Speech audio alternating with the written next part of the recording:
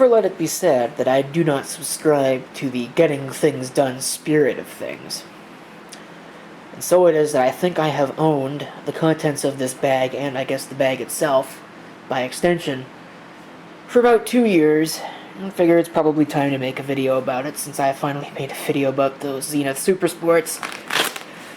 Well, this is next. So what do we have? Well, we got a power cord. I wish I knew that was in there. That could have come in handy at one point. Doesn't matter now. We also have a book. Epson Equity LT-286, which is indeed what this is. A user's guide.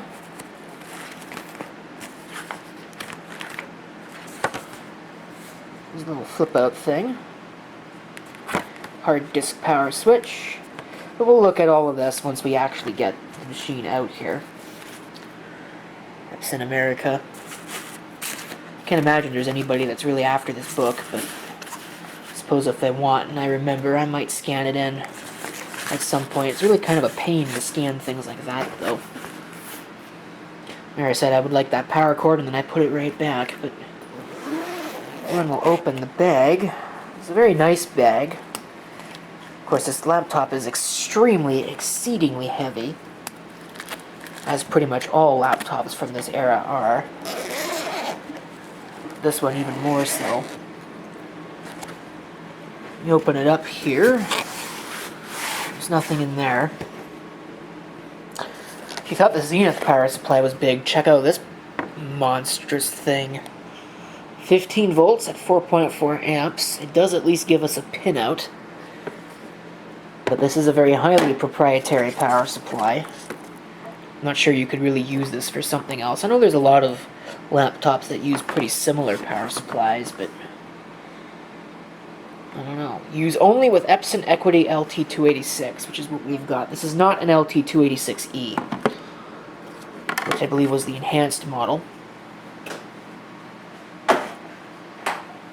I suppose compare and contrast to the Zenith, which I put away, of course. Let me go ahead and get this out of this bag so we can take a look at it. Look at the size of this thing.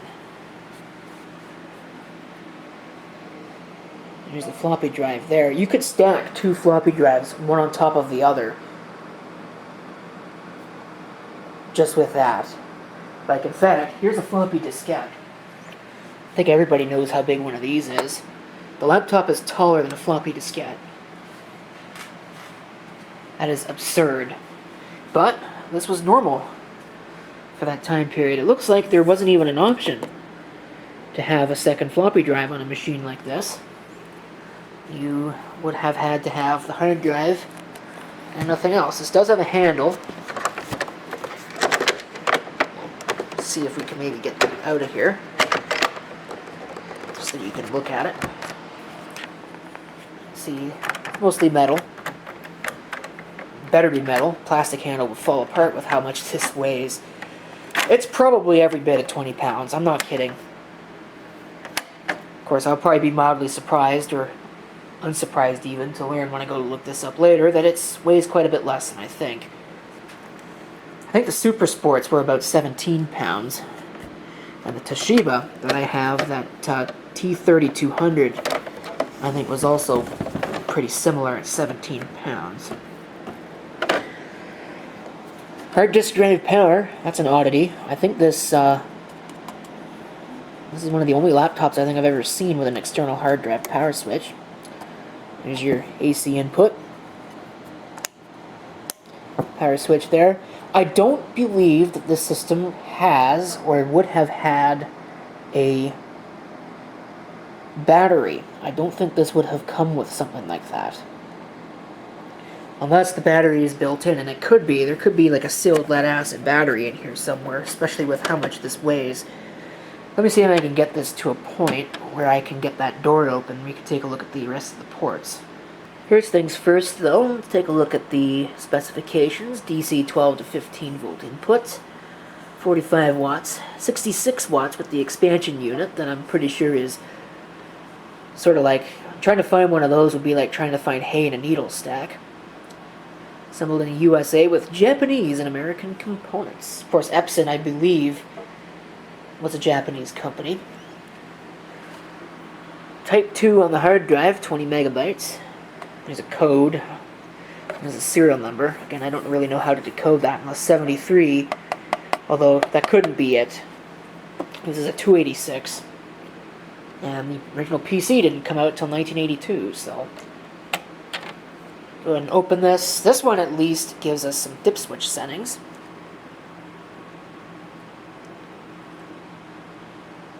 So you can see there, you can pause the video if you'd like to read this and what all those different switches do and what settings they're at. Serial port. There's the parallel port, which doubles as your external floppy drive port if you have your switches set. External video. This might be CGA, could also be monochrome. I do know that the display, hold on while I flip this behemoth around again. The display is actually a more typical LCD panel. Hi there, everybody. It's very reflective. See some LEDs there. Power and speed, because this would support a turbo mode. Hard drive activity, floppy drive, and then your various lock indicators. And there's a space. I'm not 100% sure how this... Oh, yeah, I know how it comes out. It comes out like that. Lifts up, and you can actually put in some... you could put in your... oh, what is that? Keyboard layout. Keyboard overlay. Function key overlay. Function key templates. There's 1,000 names for the same thing, okay? Okay, so what we've got here are more switches. So you can see there, you have to configure. Those are for configuring the display. This is CPU speed indication.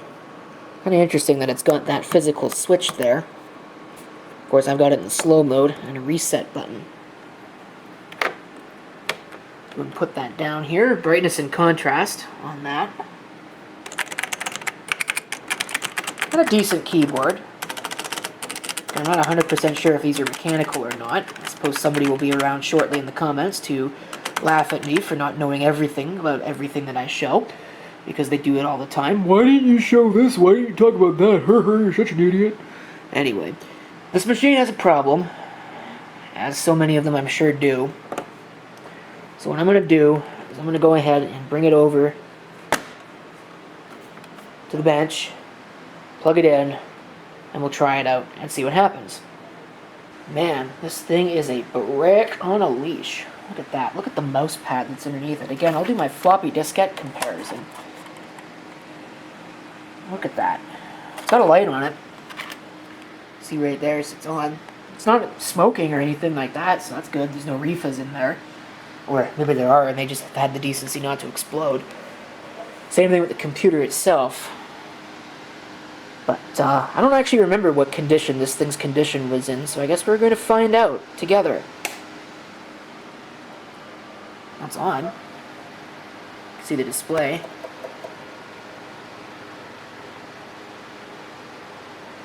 Might have heard that noise there. It's in 40 column mode for some reason.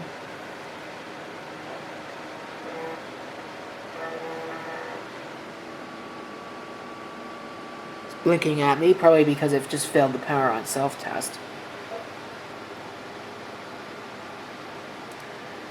Run setup and diagnostics. Unfortunately, I have not been able to find the diagnostics diskette for this Epson Equity LT-286 anywhere. I suppose G-setup would work, but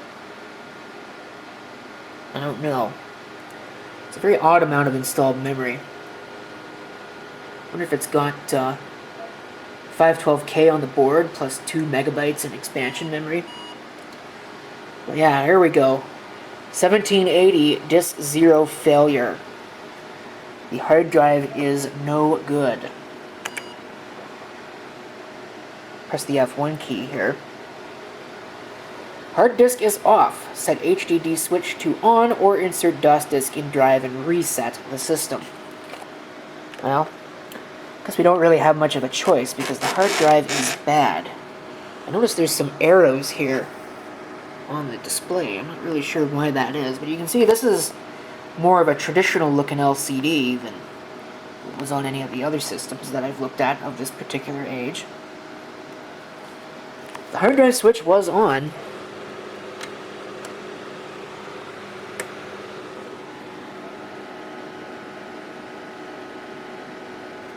Go ahead and we'll switch the machine off and switch it back on, see if maybe you can hear the problem.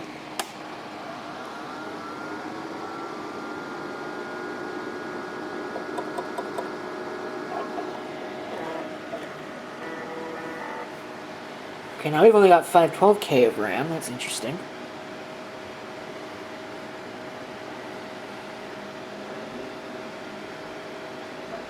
Really, I'm going to have to run setup on this thing before I can really do anything with it. Because it probably doesn't even know what hard drive is actually supposed to be in the machine. So maybe the hard drive would work if I actually set it up properly. But the one bugbear that you have with machines like this, of this age, the fact that it says 1780 really doesn't fill me with a whole lot of confidence that the hard drive works either. But in any event, this certainly predates IDE. I'm pretty sure it predates SCSI. It may even predate ESDI. So there really are no standards for a lot of these early laptops when it comes down to connection of hard drives. Every manufacturer basically had their own proprietary interface, and Epson is no different. At the heart of it all, I believe this is an MFM hard drive, or roughly ST-506 compatible. There is a difference. ST-412, whatever it is that you want to say. Roughly something around that interface, but it hooks up to the computer, or at least the connection from the computer to the drive is proprietary. It has its own controller card, and really the idea of low-level formatting a drive to work is a little bit nebulous in nature and can't really be done. So, unfortunately, we might be stuck with a floppy-only system. I'm going to go ahead and insert the 720K boot disk. Oh, that was good. The machine just completely reset on me. Oh, maybe the screen timed out. Press the F1 key.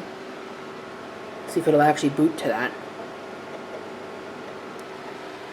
Like I said, it's in 40 column mode, and it looks like it's probably stuck in 40 column mode. Might not start from that. It looks like it gave up. It looks like it gave up. Alright, well, what we can do with this, and I'll switch the CPU speed. You can see it's now green. Where's the delete key? Does this have a delete key? This must have a delete key on it somewhere, right? Huh. There's no delete key. Wow. Okay, so I guess the only way to reset it is to hit the reset button.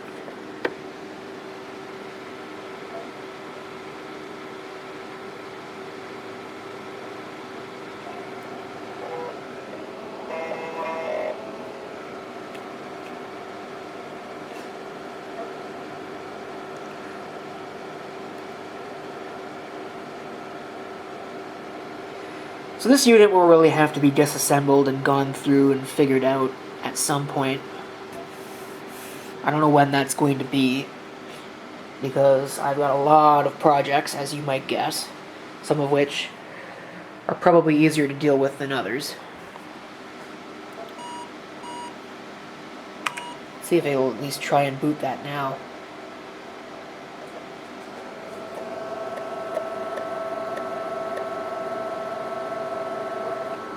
Yeah, it gave up again. That floppy drive doesn't sound great either. So I'm not sure really what to do about that, but it's going to need a fair bit of work. So at some point I'll probably go ahead and go through it, but I don't know when that's going to be. So for now, there's a quick, very brief look at a sick Epson Equity LT-286. another take on the 286 laptop. Although, I question whether or not you'd want to put this thing in your lap. It's very heavy. Thank you for watching, and if you have any comments, feel free to leave them below.